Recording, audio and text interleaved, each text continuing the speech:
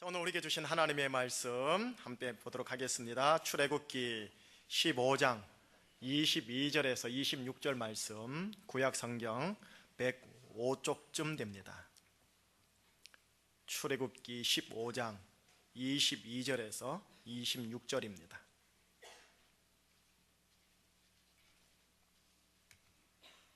(15장) 22절에서 26절 한 절씩 저와 여러분들이 교독하시겠습니다. 모세가 홍해에서 이스라엘을 인도하매 그들이 나와서 수르 광야로 들어가서 거기서 사흘 길을 걸었으나 물을 얻지 못하고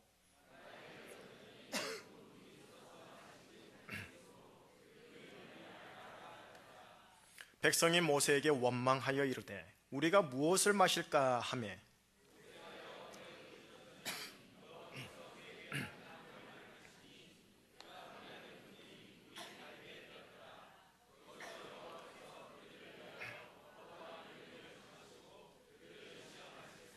같이요. 이르시되 너희가 너희 하나님 나 여호와 내가 보기에 의를 행하며 내 계명에 내가 애굽 사람에게 내린 모든 질병 중 하나도 너희에게 내리지 아니하리니 나는 너희를 치료하는 여호와임이라. 아멘. 내 인생은 예수님 안에서 마라 인생이 아닌 은혜 인생이다 라는 제목으로 하나님의 말씀 본문 함께 나누도록 하겠습니다. 설이 지난 지 일주일이 지나갑니다. 부부관계 괜찮으신지요? 대한민국 지난 5년간의 삶을 돌이켜보건대 설 연휴 직후 이혼 소송 사건이 많게로는 23% 늘었다고 합니다. 추석 혹은 설, 명절이죠. 영어로는 페스티벌, 잔치가 벌어지는 날입니다. 그런데 이 잔치가 벌어지는 날에 가족 밑에, 배우자 밑에 있는 고이고 고인 쓴물이 노골적으로 드러나는 날이 오히려 설과 추석 같은 느낌이 듭니다. 지금은 목사님이 되신 분 있죠. 서세원 씨 기억하실 줄 압니다. 서세원 씨가 방송에서 한때 운영했던 좋은 세상 만들기라는 프로그램이 있는데 그 일화를 대부분 여러분들이 들었던 거지만 재차 한번 해볼게요. 그 프로그램에 보면 할아버지 할머니들이 출연하는 프로그램인데요, 이 글자를 보여주는 카드를 보여주면서 글자를 설명해서 그 단어를 알아맞히는 게임입니다. 한 할아버지에게 천생연분이라는 글자를 보여주고 아내 되시는 할머니에게 설명을 해서 할머니가 그 답을 말하도록 하는 내용이었습니다. 할아버지가 설명하기를 이렇게 설명하는 거예요. 할망, 당신과 나 사이 뭐라고 그래? 그랬더니 이 할머니께서 바로 하는 말이 왼수라고. 할아버지가 재차 하하이 그거 말고 두자 아닌 넉자요 넉자. 그러자 할머니께서 바로 하시는 말씀이 평생왼수라고 얘기를 하더라는 거죠. 천생연분과 평생연분, 천생연분과 평생왼수, 한 끗 차이입니다. 우리는 지금 픽하고 웃었지만 적어도 할머니의 부부 인생은 참 쉽지 않았겠구나 라는 감이 이게 특별히 여성분들은 올 것 같아요. 여러분, 이 부부의 관계가 이 가정, 가문, 문중, 우리 제주는 괜당 전체에 영향을 끼쳐요. 그리고 우리 제주 사회에도 영향을 끼친다는 거죠. 신창원 씨라는 분 혹시 들어보셨지요? 강도치사죄로 무기형을 선고받고 복역 중 97년도에 탈옥을 해서 2년 동안 탈옥 생활을 하다가 99년대에 재수감이 되었죠. 탈옥한 2년 동안 9억 8천만 원을 훔쳤어요. 대단한 인물입니다. 어쨌든 그가 재검거된 후에 22년 6개월형을 추가로 선고받고 나름 지금은 이제 모범수로서 수감 생활을 하고 있는 걸로 제가 듣고 있습니다. 이분이 탈옥한 2년 그 기록을 적어놓은 책이 있는데 신창원의 907일의 고백이라는 책입니다. 거기에 이렇게 신창원 씨가 기록을 해놓은 대목이 있어요. 지금 나를 잡으려고 군대까지 동원하고 엄청난 돈을 쓰는데 나 같은 놈이 태어나지 않는 방법이 있다. 내가 초등학교 때 선생님께서 넌 착한 놈이야 하고 머리 한 번만 쓸어 주었으면 여기까지 오지 않았을 것이다. 5학년 때 선생님께서 조금 죄송해요, 이 쌍놈의 새끼야 돈 안 가져왔는데 뭐하러 학교 와? 빨리 꺼져 하고 소리쳤는데 그때부터 마음속에 악마가 생겼다. 그 후 1년 후에 그는 6학년 때 바로 이 수감 소년원 생활을 하면서 평생 이게 감옥 생활을 하게 되었다라는 내용입니다. 그의 편지에 이런 대목도 있어요. 전 의적도 좋은 놈도 아닙니다. 그저 많은 죄를 지은 범죄자이고 주고 마땅한 죄인일 뿐입니다. 제가 만난 재소자들 중에 90%가 부모의 따뜻한 정을 받지 못했거나 아니면 가정폭력과 무관심 속에서 살아왔습니다. 범죄를 줄이는 방법은 다른 것이 없어요. 가정이 화목하고 자녀들에게 좀 더 사랑과 관심을 가진다면 범죄는 자연히 줄게 될 것입니다. 우리가 살아오면서 상당한 영향을 받는 권위자가 딱 두 종류가 있어요. 한 종류는 부모님, 한 종류는 선생님이십니다. 혹은 종교에서는 목사님들이나 교회 리더 그룹입니다. 권위자에게 받은 상처는 이처럼 사람 마음 안에 쓴물로 고이고이 간직해집니다. 비극적인 더 악순환이 있다면 이런 겁니다. 나이가 어리면 어릴수록 권위자에게 받는 상처 있지요. 사소한 말 한마디라도 그것이 상처가 깊이 박힌다라는 거예요. 그런데 나이가 어린 자녀를 둔 권위자들, 이 부모님들 역시 보면 나이가 충분히 성숙지 못해요. 그리고 결혼의 성숙함도 있는 것이 아니기에 더더욱 나이 어린 자녀에게 자녀 양육의 미성숙함이 분출하게 되어서 자녀에게 그만 악영향을 끼치게 되고, 그래서 우리는 어렸을 때 권위자에게 받은 상처로 인해 지금 내가 나이 40줄, 50줄, 60줄이 들었어도 내 가족과 주위 사람들에게 쓴물과 고름을 그냥 드러내는 거예요. 자기도 모르는 사이에 부모에게 받은 쓴물을 악순환으로 대물림하는 거죠. 인생 여정에 우리는 실은 단물을 소망합니다. 그러나 현실적으로는 쓴물이 많은 게 현실입니다. 이 쓴물을 성경에서는 오늘 본문 23절에 기록하고 있어요. 마라라는 히브리어로요. 우리 한번 일단 23절 한번 읽어볼까요? 23절입니다. 시작. 마라에 이르렀더니 그곳 이름을 마라라 하였더라. 예, 쓴물, 쓴 것, 히브리어로 마라라고 얘기를 합니다. 오늘 본문, 이 본문의 사건은 출애굽기 15장인데 오늘 본문에 기록된 이 장에 보면은 하나님께서 모세를 통해 이스라엘 백성들을 죄가 상징하는 애굽에서 구원합니다. 출애굽을 하여 거대한 바다 홍해 앞까지 데리고 오는 거지요. 그런데 거기에서 예기치 않은 위험 돌발 변수가 하나 또 생깁니다. 그들이 나왔던 길 뒤편으로 애굽 병사들이 추격하여 그들에게 가까이 다가오고 있는 거예요. 쉰태양난 앞에서 모세가 하나님의 명대로 손을 하늘로 올렸을 때 바로 앞에 있던 거대한 홍해가 갈라지면서 갈라진 물 사이로 이스라엘 백성들이 건너게 되었고, 뒤쫓아왔던 애굽 백성들이 홍해물을 다시 건너다가 물이 합쳐짐으로 말미암아 수장되어 몰살됩니다. 이 큰 구원의 초자연적인 능력을 이스라엘 사람들은 그들의 육의 눈으로 직접 목도하게 됩니다. 그리고 나서 이들이 이렇게 얘기를 해요. 이스라엘이 여호와께서 애굽 사람들에게 행하신 큰 능력을 보았으므로 백성이 여호와를 경외하며 여호와와 그의 종 모세를 신뢰하였더라, 믿었더라. 그리고 나서 출발을 한 게 오늘 본문입니다. 오늘 본문 22절 어떻게 출발을 해서 어디에 도착하는지를 보도록 하겠습니다. 시작. 모세가 홍해에서 이스라엘을 인도하며 그들이 나와서 수르 광야로 들어가서 거기서 사흘길을 걸었으나 물을 얻지 못하더라. 큰 구원의 능력 사건을 목도함으로 인해 그들은 하나님을 경외하게 하게 되었고 그들의 지도자 모세를 신뢰하게 되었습니다. 그리고 나서 다소 정신을 차리고 이제 모세가 인도하는 홍해 반대편 반대 여정을 돌아보니까 그곳이 뭐였냐면 광야 사막이었다라는 거예요. 하나님을 경외하고 모세를 신뢰하는 마음으로 낮에는 이 땅 지열이 150도까지 올라갑니다. 그리고 밤에는 영상 영도에 이르는 광야 여정을 3일 길을 걷게 되지요. 경외와 신뢰함으로 가는 인생길이었지만 3일을 더위와 추위 속에서 걷다 보니 어떻게 됐겠어요? 지치는 거예요. 무엇보다도 가장 중요한 게 있었다면 이 마실 물이었는데 3일길을 걷다 보니까 이미 그들이 가지고 있는 모든 생수와 단물은 어떻게 됐겠어요? 다 마셔버려서 고갈된 상황이라는 거예요.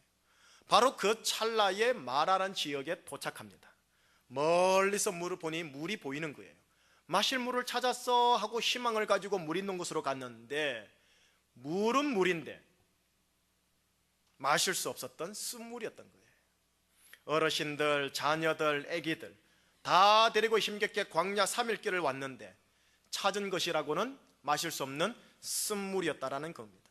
이 경험이 얼마나 컸던지요, 이게 얼마나 부정적 경험이고 상처였던지 그 지역 자체를 뭐라 하느냐, 쓴물 혹은 쓴 것, 마라라고 칭하는 겁니다.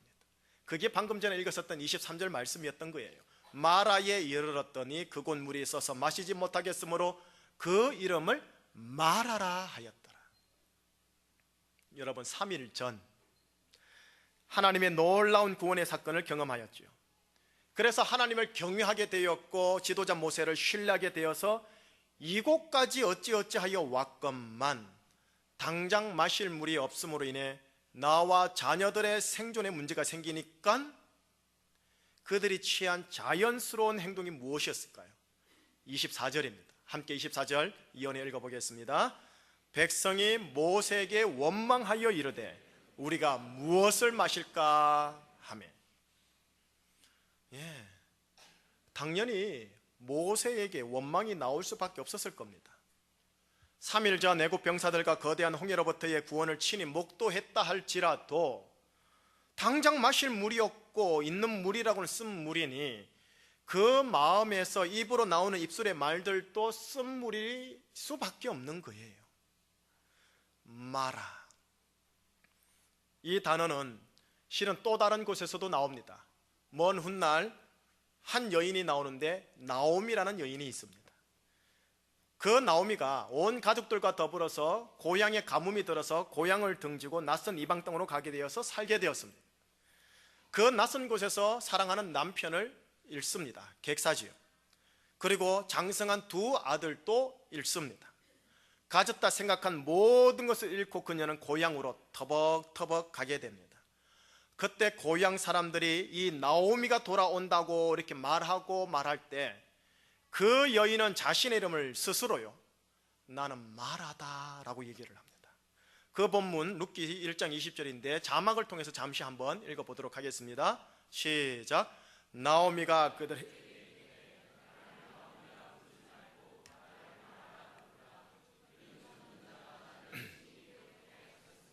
나오미, 기쁨이라는 뜻이에요.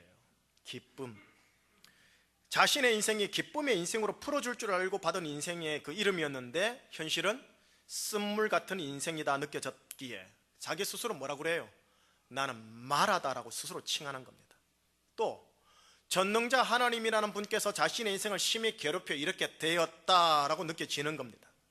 그래서 자신의 인생을 향하여 가학적인 편이죠. 나는 마라다 하고 스스로 자신을 저주를 선포하는 거예요.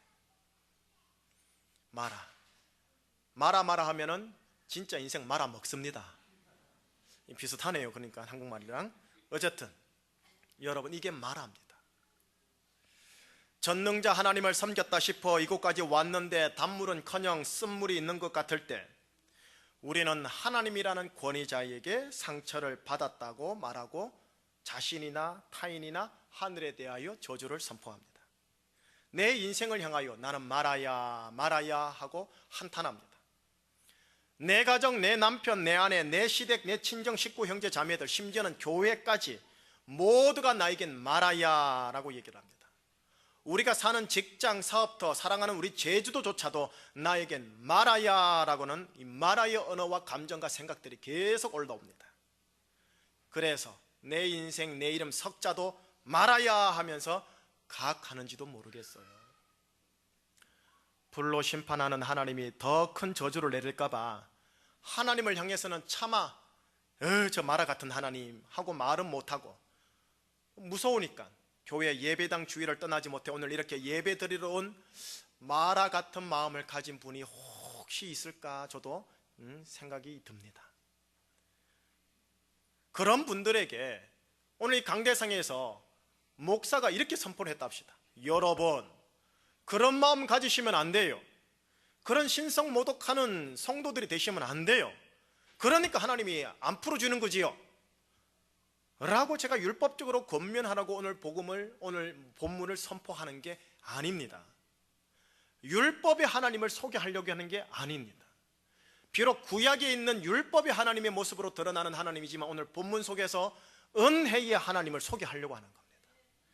25절 말씀 상반절만 한번 같이 읽어보려고 합니다. 25절 상반절 시작. 모세가 그가 물에 던지니 물이 달게 되었더라. 여기까지요. 지도자 모세도 이 쓴물 마라를 만날 것을 예상치 못했을 겁니다. 그래서 모세도 당혹스러워 하나님께 아마 부르짖었겠지요. 하나님, 이 상황이 도대체 무슨 상황입니까? 하나님을 신뢰함으로 제가 이곳까지 이들을 인도해 왔는데 예상치 못한 당혹스러움을 만났습니다. 하나님, 아마 이렇게 기도했는지도 모르겠습니다. 바로 그때요, 하나님께서 한 나무를 가르쳐요. 한 나무를 가르치면서 저 나무이니라, 저 나무를 베어 저 나무를 쓴맛을 주는 그 물에다 집어넣으라. 그리고 나서 그 물을 재차 마시도록 하여라. 나무요 하나님, 나무를 넣기만 하면 되는 겁니까? 그리고 나서 마시면 되는 겁니까? 그렇단다. 오직 저 나무만 넣어라. 그러면 저 쓴맛의 물이 단맛의 물로 바뀌리라. 나무를 반신반의하면서 집어넣었겠지요. 그리고 집어넣었습니다. 그랬더니 같은 물이었는데 물맛이 변하더라는 겁니다. 쓴맛에서 단맛으로 바뀌므로 광야 여정의 생수, 우리 제주의 삼다수가 되더라는 겁니다. 그럼 이 도대체 나무가 뭐길래요? 이 나무가 도대체 무엇을 말하길래요? 이 나무는 신약에 가서 풀립니다. 신약 골고다 언덕에 세워졌던 나무, 이른바 십자가입니다. 지금 우리 교회 본당 앞에 있는 십자가는 참으로 예쁘게 꾸며 넣어서 미학적인 아름다움이 있는데 예수님이 짊어지신 십자가는 대단히 거친 십자가였습니다. 그 십자가를 상징하는 나무가 된 거예요. 베드로전서 2장 24절과 갈라디아서 3장 13절의 말씀에 보면 예수님에 대하여 이렇게 기록하고 있는데 자막을 보면서 한번 같이 읽어볼게요. 계속 연이어서요. 예수님께서 친히 나무에 달려 그 몸으로 우리 죄를 담당하셨으니 이는 우리로 죄에 대하여 죽고 의에 대하여 살게 하려 하심이라. 그리스도께서 우리를 위하여 저주를 받은 바 되사 율법의 저주에서 우리를 속량하셨으니 기록된 바 나무에 달린 자마다 저주 아래 있는 자라 하였으므라. 친히 나무에 달린 자마다. 여러분, 구약에서 나무가 어떻게 해서 쓴맛을 단맛으로 바꿨는지요, 과학적으로, 화학적으로, 물리학적 작용은 제가 모르겠습니다. 단지 영적으로 추측하건대 이런 겁니다. 나무가 마라의 쓴물에 던져지니 마라 안에 있는 쓴맛은 나무에게로, 그리고 동시에 나무에게 있었던 단맛이 마라 안으로 상호 거룩한 교환이 현상이 일어나지 아니하였을까 싶습니다. 왜 이렇게 추측하느냐? 골고다 언덕 십자가에서 우리 인생에 있는 죄, 저주, 쓴맛, 이 모든 것을 십자가에 달린 주님께서 대신 다 짊어지십니다.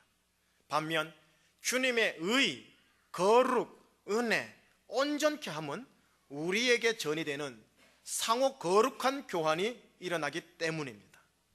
우리의 죄와 저주와 쓴맛은 주님이 가져가시고 주님의 은혜와 쉼과 안식과 온전함은 우리에게 주신 겁니다. 이것이 십자가의 은혜입니다. 이것이 십자가의 복음입니다. 이것이 여러분들 것입니다. 오늘 본문 25절, 26절 말씀 연이어 노란색에 표시되어 있는 부분을 유념하면서 읽어보도록 하는데요, 자막을 보면서 한번 읽어볼게요. 시작. 모세가 여호와께 부르짖었더니 여호와께서 그에게 한 나무를 가리키시니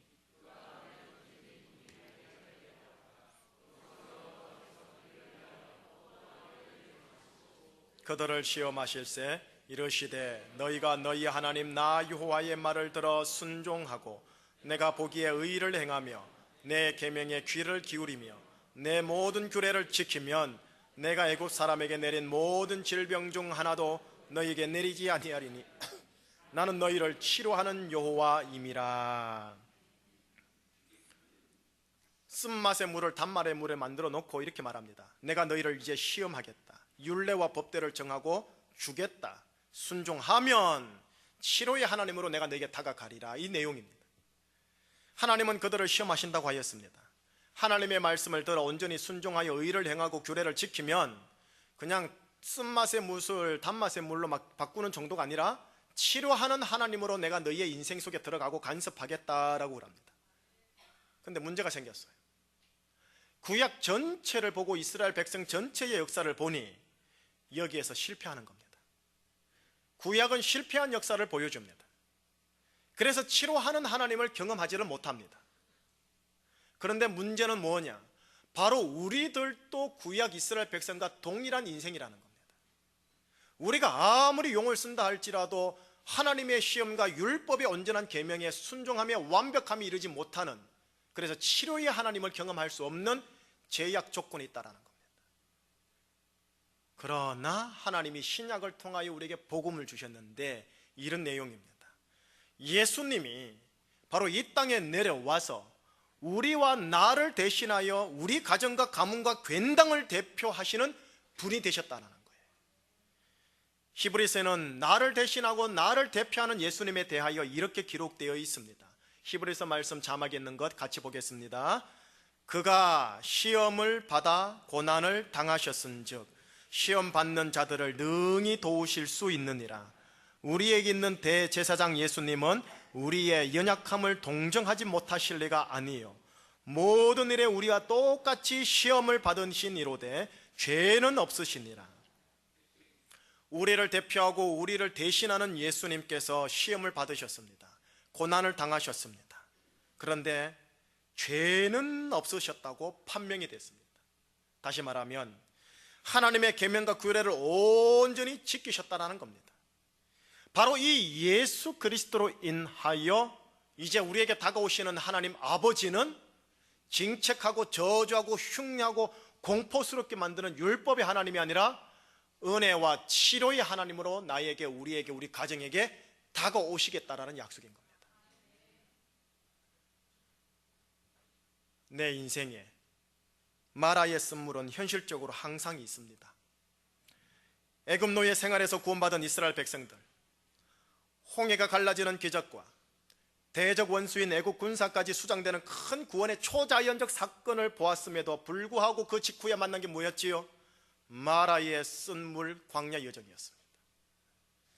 주님의 구원이라는 큰 기적을 보고 나서 우리가 가야 할 인생의 방향, 곧 눈을 들어 반대 방향으로 돌리면 무엇이 보이는지 아세요?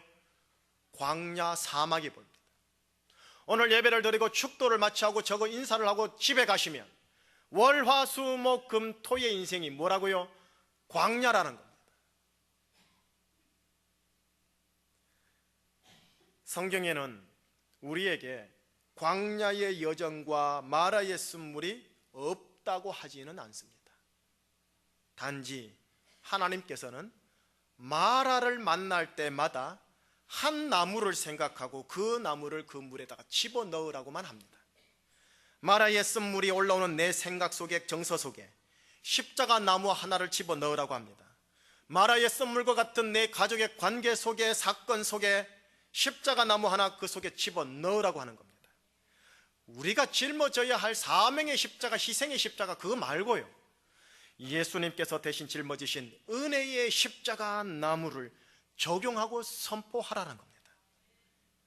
예수님께서 달리셨던 나무, 예수님의 보혈이 기둥을 타고 흘러내렸던 그 나무, 그 십자가 나무입니다. 그러면 치료의 하나님을 경험한다라는 겁니다.